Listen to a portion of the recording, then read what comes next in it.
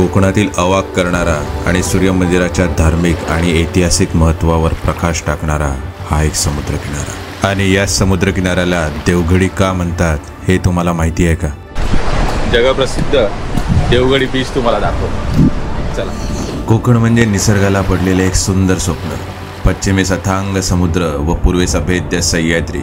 आणि या स्वप्नाची प्रचिती घ्यायला मी आलेलो आहे ग्रामीण वातावरण आणि नैसर्गिक संपदा जेथे एकत्र होतात अशा रत्नागिरी जिल्ह्यातील कशेडी गावाजवळ असलेल्या देवगडी समुद्र किनाऱ्याला भेट द्यायला।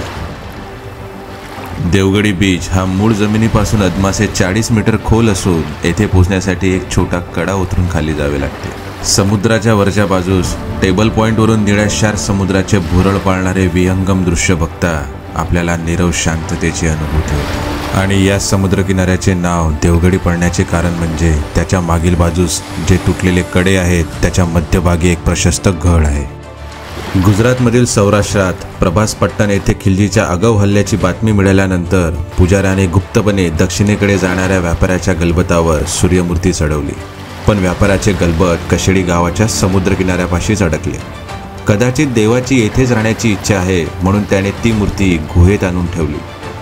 त्यानंतर त्या मूर्तीची स्थापना कुठे झाली हे बघूया पुढच्या भागात। त्यासाठी पेजला नक्की फॉलो करा।